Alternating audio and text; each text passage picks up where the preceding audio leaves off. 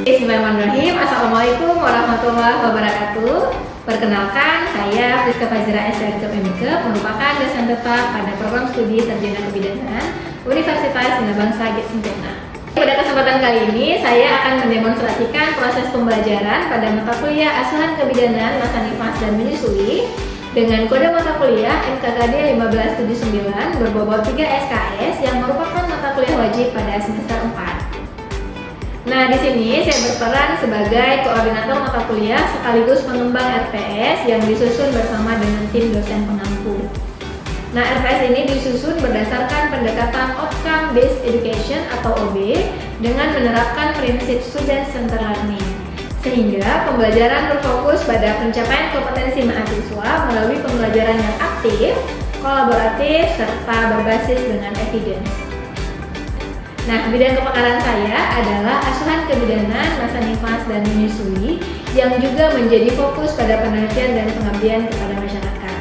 Saya meyakini bahwa optimalisasi kesehatan ibu dan bayi pada 1000 hari pertama kehidupan merupakan investasi penting dalam meningkatkan kualitas sumber daya manusia. Oleh karena itu, hasil penelitian dan pengabdian kepada masyarakat saya integrasikan dalam proses pembelajaran agar mahasiswa memperoleh pengalaman belajar yang kontekstual dan berbasis evidence-based practice. Nah, mata kuliah ini bertujuan untuk membekali mahasiswa dengan kemampuan memberikan asuhan kebidanan yang komprehensif pada masa nifas dan menyusui, meliputi adaptasi fisiologis dan psikologis, deteksi dini komplikasi, manajemen laktasi, hingga dengan memberikan promosi ASI eksklusif melalui pendekatan Women and Family Centered Care. Nah, pada video ini, saya akan menampilkan proses pembelajaran pertemuan yang ke-11 dengan topik manajemen laktasi. Capaian pembelajarannya adalah agar mahasiswa mampu memahami dan mengaplikasikan manajemen laktasi sesuai dengan standar praktik klinik kebidanan dan bukti ilmiah terkini.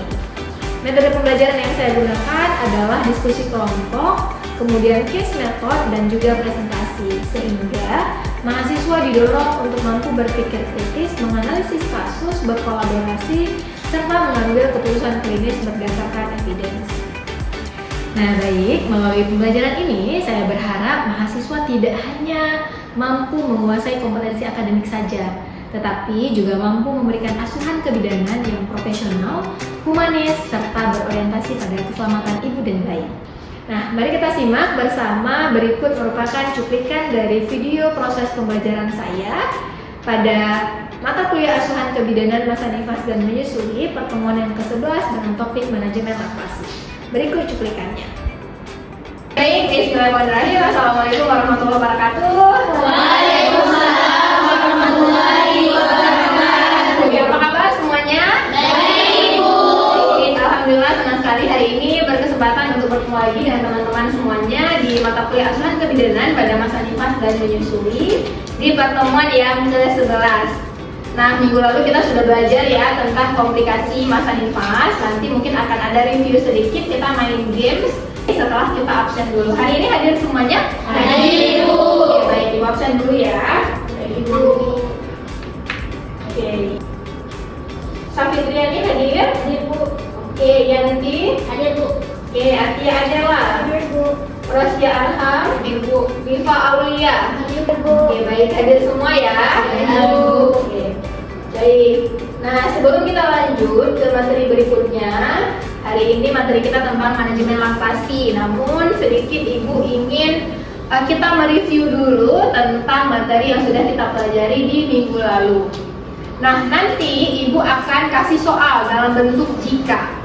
Jadi soalnya dari Ibu jika, kalian yang menjawab maka. Kalian meneruskan menyempurnakan kalimat yang sudah Ibu buka di awal. Paham? Paham, Bu. Oke, soal yang pertama ya. Nanti kalian tunjuk tangan aja siapa yang menjawab.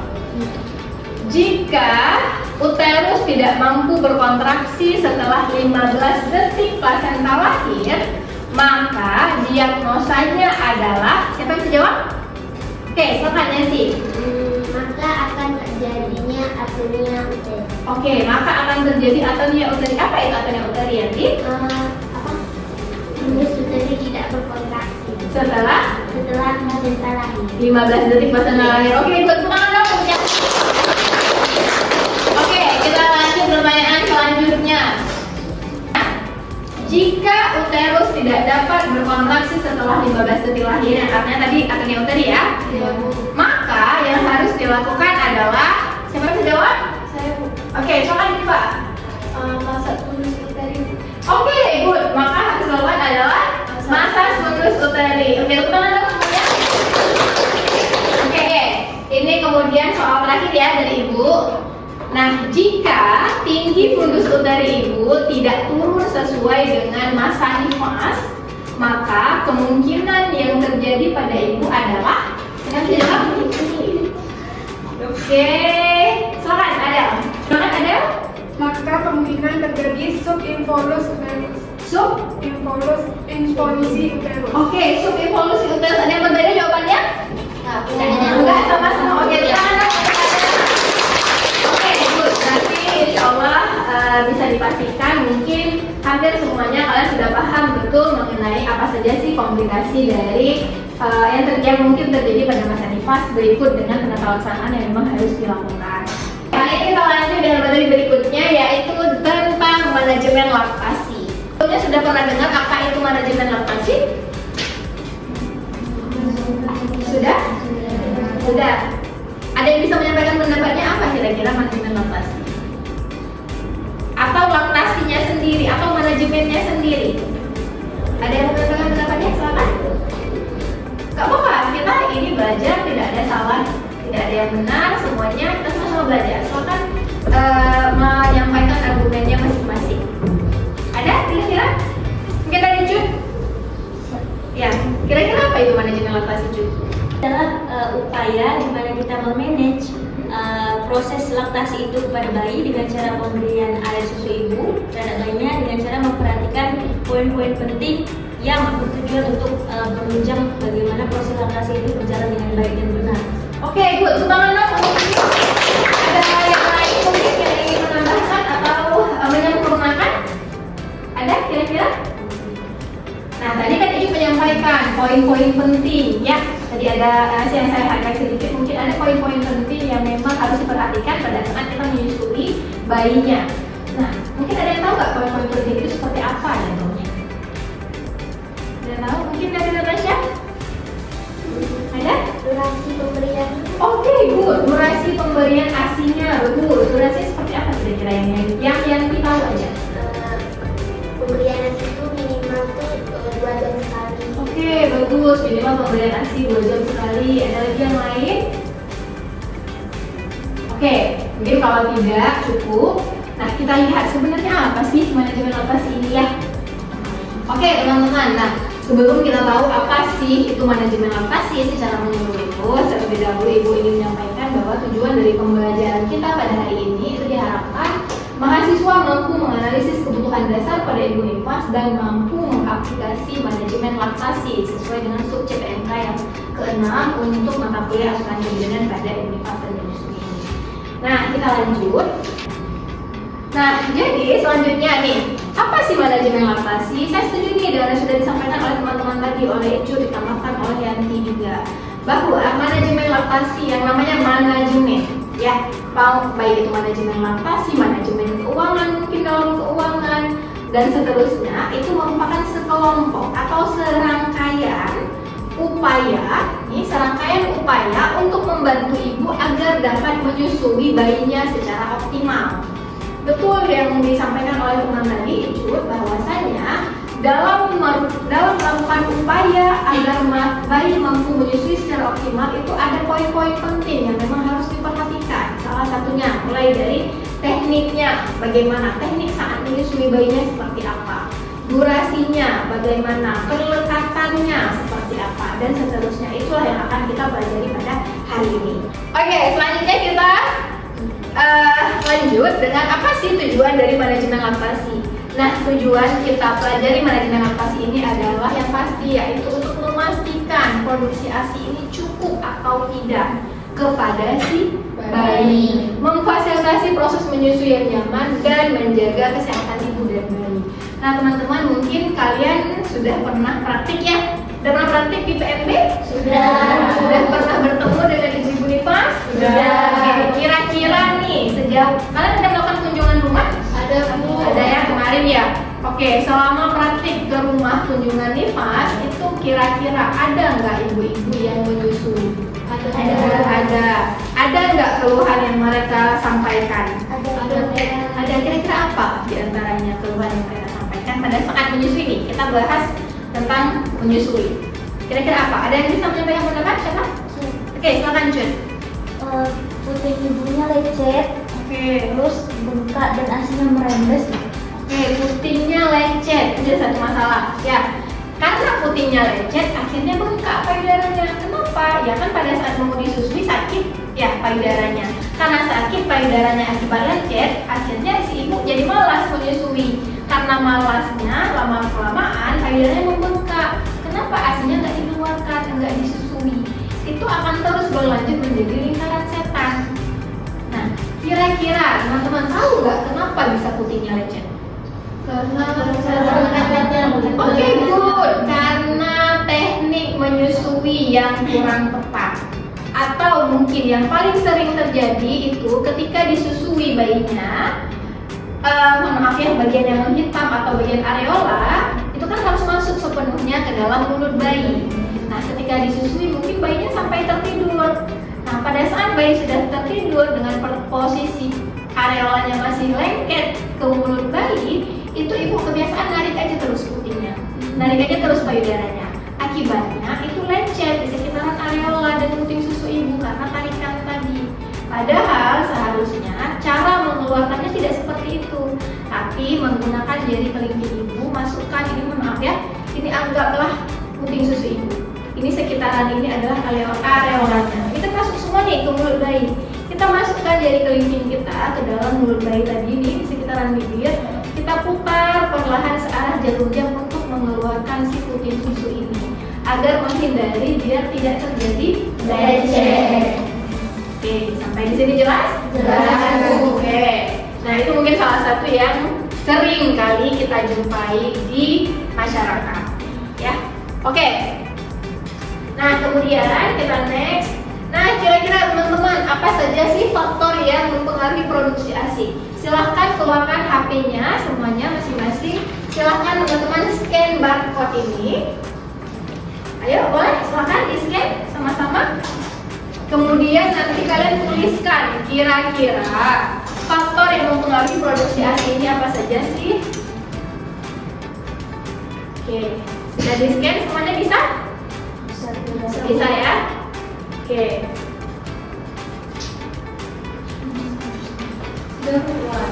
Bisa? Kira-kira silakan masukkan jawaban dari pertanyaan faktor yang mempengaruhi produksi ASI. Kira-kira apa? Ya, kita lihat di sini. Jawaban yang sudah masuk cukup banyak dan bervariasi sekali.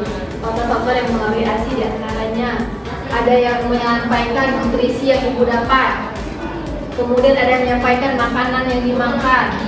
Nah, tapi di antara semua hal ini yang paling dominan menyampaikan karena hormon dan stres. Setuju nggak? Setuju. Oke.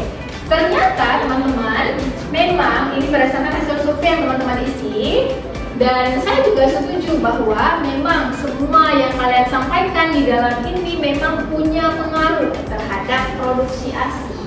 Tapi kembali lagi, ada beberapa faktor yang memang mendominasi. Di antaranya itu ada stres yang paling utama. Oke, sekarang kita kembali lagi ke slide. Oke. Nah, ternyata itu faktor yang mempengaruhi ASI. Yang pertama ada biologis. Di dalamnya tentu ada kondisi hormonal ibu. Yang kita tahu bahwa hormon juga ternyata dipengaruhi oleh psikologis salah satunya. Ya. Kemudian ada kondisi kesehatan ibu. Maksudnya gimana kondisi kesehatan ibu? Ibu yang memang dengan komplikasi, baik itu mungkin ada komplikasi masa nifas dia, atau mungkin komplikasi pada saat persalinan. Apa komplikasi persalinan? Banyak ya. Ada distosia bahu, mungkin ada ruptur dan yang lain. Komplikasi nifas, ada perdarahan mungkin. Ada ruptur juga sehingga dia harus diheading, atau mungkin dia ada penyakit penyerta, ada hipertensi, ada diabetes dan yang lainnya.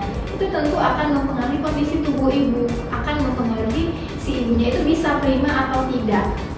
Oke. Kemudian anatomi payudara, maksudnya gimana? Puting payudaranya itu seperti seperti apa? Karena puting susunya tenggelam, gimana mau disusui? Otomatis kan harus diperbaiki dulu anatominya, harus puting susunya itu harus dicarikan solusi dulu agar tidak tenggelam. Kalau puting susunya tenggelam, bayi kan nggak bisa menghisapnya. Ya, oke. Kemudian yang kedua ada psikologis. Yang pertama stres. Nah, pasti ya, kalau ibunya stres, maka dia akan menekan pengeluaran hormon endorfin. Kalau endorfinnya tidak keluar, maka oksitosinnya tidak keluar. Oksitosin berfungsi untuk memproduksi ASI. Jadi kalau tidak ada oksitosin, kayak mana ASInya mau diproduksi? Ya kan? Oke, kemudian ada motivasi menyusui. Motivasi menyusui ini, teman-teman, ternyata sangat mempengaruhi sekali pengeluaran ASI yang diproduksi oleh ibu. Oke, berdasarkan hasil penelitian yang kebetulan saya juga melakukan penelitian tentang ini. Nah, didapatkan bahwa 90% ibu yang mempunyai dukungan penuh nih dari lingkungan yang menjadi salah satu faktor dari produksi ASI juga itu mempengaruhi secara signifikan mempengaruhi produksi ASI dari ibu. Dukungannya dari mana? Baik dari keluarga, budaya setempat, artinya tetangga, lingkungan di sekitarnya, dan kebijakan di tempat kerja untuk ibu-ibu yang bekerja. Kalau misalkan di tempat kerja ternyata kita nggak di-provide, bahkan untuk dikasih waktu untuk kita pumping pun enggak, ya gimana? Lama-kelamaan ASI itu dia memang punya koneksi dengan hipotalamus. Maksudnya gimana, Bu? Kalau misalnya ASInya lama-kelamaan setiap hari dia nggak dikeluarkan, nggak dihisap, maka lama-kelamaan dia akan mengering sendiri. Kenapa? Hipotalamus kita berpikir bahwa ini ASI udah nggak dibutuhkan, dia nggak dikeluarkan, bayi udah nggak hisap, berarti udah nggak dibutuhkan lagi. Jadi secara perlahan itu produksi ASInya itu akan menurun sampai akhirnya kosong. Nah, makanya pada ibu yang bekerja, meskipun tidak dihisap langsung oleh bayi karena dia kondisinya bekerja, silakan dipumping. Dipumping pun sekarang kan sudah ada mesin elektrik ya. Tapi kalau pakai mesin elektrik biasanya itu tidak dapat mengosongkan sepenuhnya. Tetap harus diperah menggunakan tangan, tetap harus dikosongkan menggunakan tangan. Kenapa yang dipumping itu biasa area atas saja yang dikosongkan, sementara yang hinil, bagian lemak yang di bawah itu nggak bisa diserap semuanya. Jadi tetap harus kita perah lagi menggunakan tangan secara manual. Nah, ketika kita perah pun yang diperah, mohon maaf ya, karena kan kita perempuan semua ya, dan teman-teman harus tahu. Jadi kenapa teman-teman harus tahu? Kalianlah nanti yang akan menjadi penyambung lidah dan informasi yang akan bertemu dengan pasien-pasien dan masyarakat. Jadi kalian sampaikan ketika diperah itu bagian areola, ini kan putih ya, maaf ini putih, ini di sekitarnya yang menghitam baru areola. Areola itulah yang disebut dengan pabrik susu. Oke, jadi ketika diperah, yang diperah bukan puting. Kadang ibu-ibu di masyarakat itu ketika kita suruh perah manual, yang diperah putingnya dipencet. Ya di situ memang nggak ada apa-apa, nggak ada isinya. Tapi yang jadi pabrik susu tadi itu adalah bagian areola. Jadi kalian pijat dulu semua nih bagian badan payudara, dipijat, diarahkan semua ke arah areola. Sudah terkumpul di bagian areola, baru di areola lah yang kita pencet, kita perah, kemudian kita tampung, kita kumpulkan. Jadi bukan puting susunya atau badannya, badan payudara. Kalau itu yang ditekan, diperah, nggak akan ada pengeluaran. Makanya pas kita bilang sama ibu-ibu, Bu, nanti diperahnya secara manual aja ya. Udah Bu, saya perah manual, tapi nggak pernah ada airnya. Ternyata yang diperahnya itu posisinya salah, bukan bagian areola yang diperah, tapi badan payudara atau putingnya yang dipencet, ya nggak akan ada pengeluaran.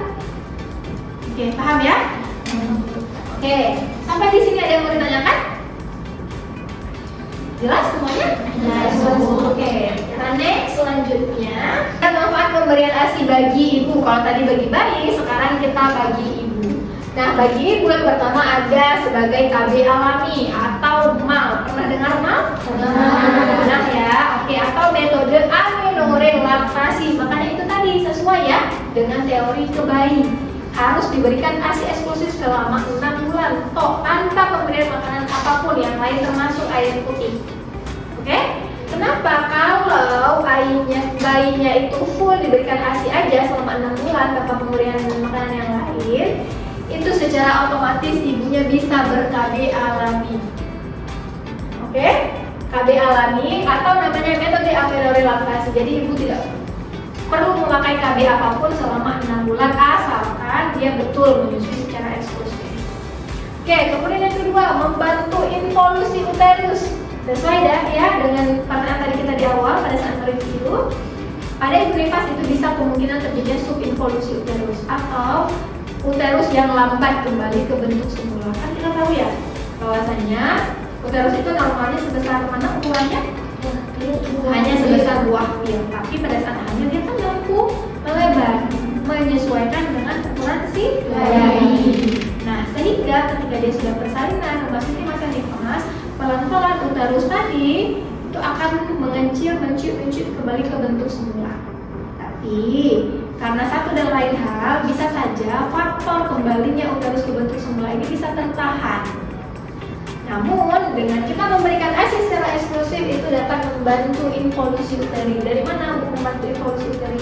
Dari hisapan yang dihisap oleh si bayi pada payudara ibu. Itu dapat menghasilkan hormon oksitosin. Hormon oksitosin lah yang dibutuhkan untuk membantu involusi uterus. Jelas sampai di sini? Oke, next selanjutnya ada aspek psikologis atau bonding attachment. Kita sering dengar ya bonding attachment itu bagaimana ibu mampu membangun emosional dengan bayinya, salah satunya itu dengan memberikan ASI secara eksklusif. Nah, jadi bayi pada saat kita kasih ASI itu, jangan kita diusulin, kita ASI digosip sama orang lain. Nah, itu nggak ada bonding di situ. Nah, pada saat kita menyusui, udah biarkan waktu kita itu dengan anak kita. Kita komunikasi sama dia, kita ada komunikasi sama dia. Sayang, kamu pelan-pelan ya, nanti kalau gimana kamu hari ini, aja komunikasi apapun boleh. Jadi pusatkan perhatian kita itu sama bayi kita. Jangan lagi kita menyusui, kita ngomong sama orang lain, gosip sana sini, atau fokus kita nggak di bayi, kita asik sama HP. Ya itu nggak akan ada bonding sama anaknya. Akhirnya ketika anaknya itu sudah besar, bondingnya itu nggak kuat sama orang tua. Itu padahal bonding itu bisa dibentuk dari saat dia hamil sampai seterusnya pada masa-masa golden age. Oke? Yes.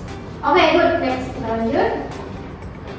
Nah, karena tadi semua masalahnya itu bermuara ke teknik menyusui, maka teman-teman harus tahu dulu teknik menyusui yang benar itu seperti apa. Yang pertama yang harus perhatikan adalah perlekatan bayi. Perhatikan bibirnya nih. Itu bibir bayi, bibir bawah bayi itu wajib terbuka lebar, dagunya menyentuh payudara, areola tertutup semuanya ke dalam mulut bayi masuk. Oke, itu yang dinamakan dengan perlekatan bayi yang benar. Sampai di sini jelas ya? Jelas. Oke, selanjutnya yang kedua ada posisi menyusui. Nah, ibu bisa dalam kondisi duduk atau dalam kondisi berbaring. Namun, jika dalam kondisi duduk, maka ibu wajib duduk tegak, badan ibu dan bayi berdekatan, kepala bayi sejajar dengan puting susu.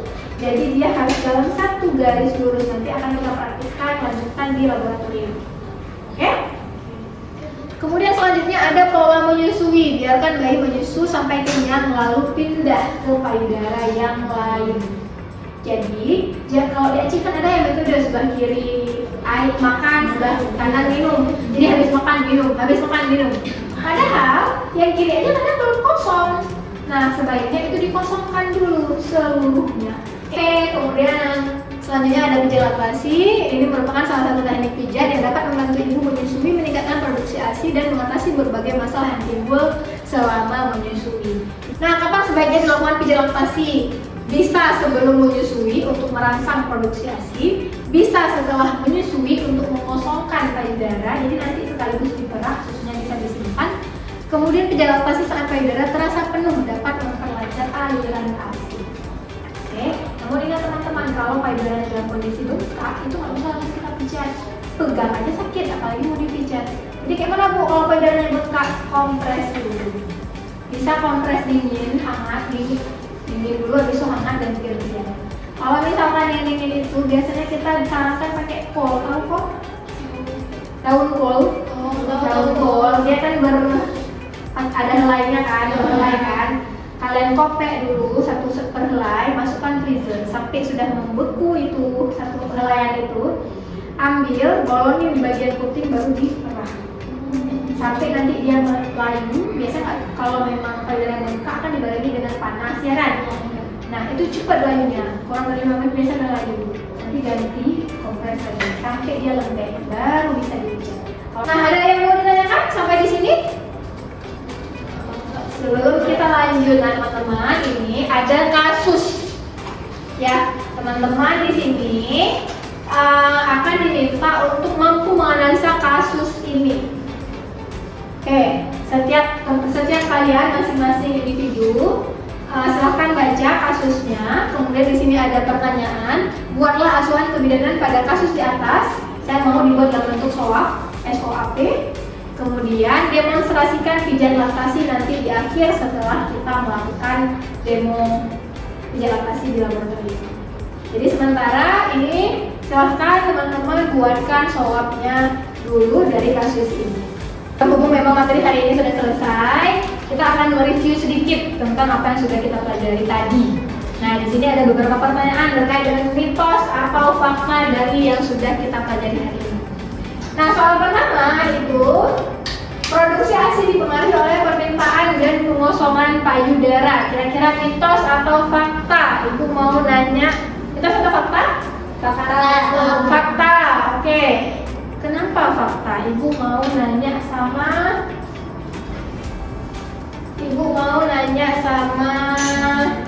siapa yang mau jawab? Ada yang mau jawab? Tidak ada? Sama kamu, Rahmatul Jannah.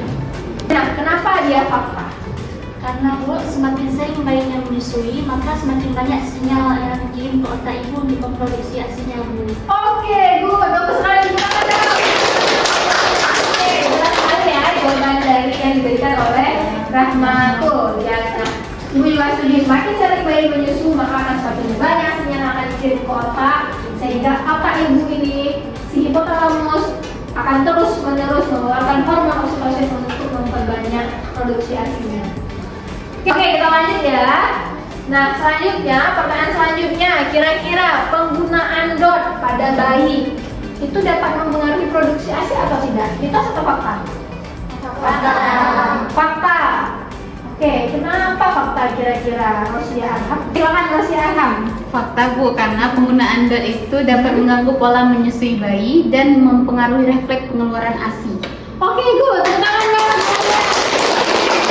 Oke, nah berhubung memang semuanya sudah paham apa yang kita pelajari pada hari ini. Tadi ada soal analisa kasus, silakan teman-teman nanti diskusikan bersama boleh, tapi prinsipnya itu tetap tugas individu. Ibu mau nanti tugasnya itu ditulis tangan dalam bentuk SOAP untuk escape pada imunitasnya. Oke? Ya, Oke, ada yang mau ditanyakan? Iya. Oke, sudah cukup jelas ya hari ini. Terima kasih banyak teman-teman semuanya. Mohon dapat diselesaikan untuk tugasnya tepat waktu, akan dikumpulkan di pertemuan selanjutnya. Silakan belajar lagi di rumah, nanti ibu di Spada sudah ibu upload tugas dan juga materi dan jurnal yang bisa kalian pelajari terkait dengan materi hari ini. Oke, terima kasih semuanya untuk hari ini. Mohon maaf untuk segala kekurangan. Ibu tutup. Wabillahi taufiq wal hidayah. Assalamualaikum warahmatullahi wabarakatuh. Waalaikumsalam warahmatullahi wabarakatuh. Baik, sekian video pembelajaran mata kuliah asuhan kebidanan masa nifas dan menyusui program studi Sarjana Kebidanan Universitas Bina Bangsa Sempena. Video ini digunakan sebagai salah satu syarat penyusunan dokumen pernyataan diri dosen dalam unjuk kerja Tridharma Perguruan Tinggi atau PDD UKT-PT. Semoga dengan adanya video ini dapat menjadi bahan pertimbangan yang baik dalam proses penilaian sertifikasi dosen tahun 2026. Sekian, terima kasih banyak atas perhatiannya. Saya Friska Fajira mohon undur diri. Saya akhiri, wassalamualaikum warahmatullahi wabarakatuh.